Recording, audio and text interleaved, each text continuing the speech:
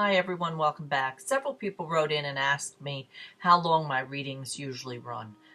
My readings vary. I've shared with you many times that most of my reading are parents who have lost children, so I don't ever watch the clock when somebody's here.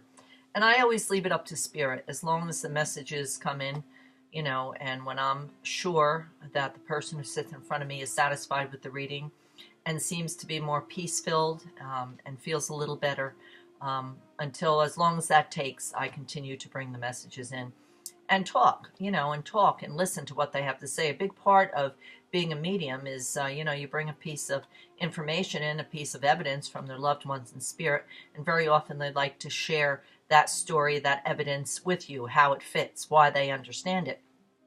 Because as I shared with you before, evidential mediumship is very different from what a lot of people have been exposed to, the charlatans out there, who maybe will go online and pull up an obituary connected with a last name or a phone number. And evidential mediums bring in information that sometimes it's crazy things that come in, and that we don't understand, but we, the medium, aren't supposed to understand the information that comes in most cases. Okay, so it's not important that we understand the information as long as the person who sits in front of us understands it. That's what's important. So very often spirit energy will step in, like a son or a daughter, if it's a parent, if it's a child loss, and they'll share information that only the parents would understand.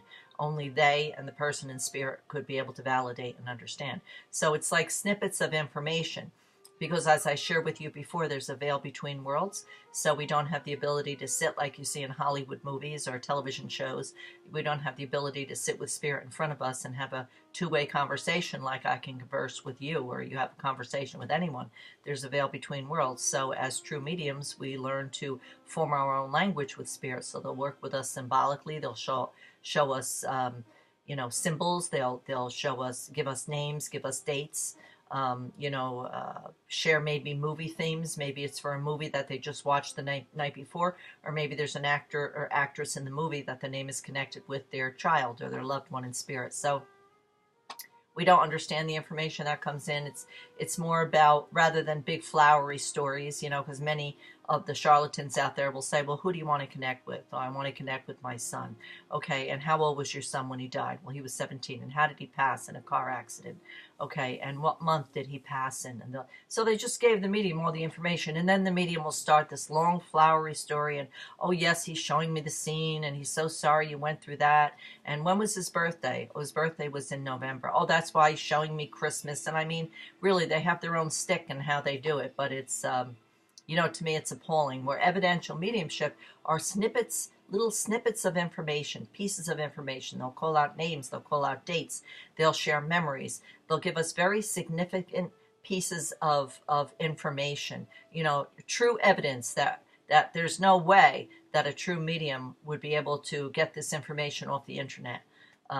So it had to come from their loved one in spirit. So evidential mediumship is very, very different. So how do you put a clock on that? How do you time something like that? So I'm not about watching the clock. I just finished a reading a little while ago, and it went on for 2.5 hours. And it was a mother who lost a son. And she lost her son over 20 years ago. But grief is grief, and she misses this child in her life. And he brought through very, very significant pieces of information, not only from them, but things that were presently going around her, her husband, and his two siblings who remain on this side. Information about them, and the mother was so grateful and felt so much better when she left, and knew without a shadow of a doubt that it was truly her son. So that reading went on for 2.5 hours. I did a reading yesterday.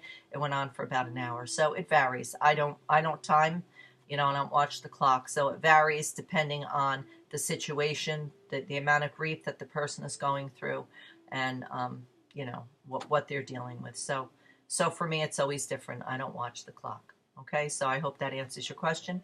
And as always, I leave you in God's love and light.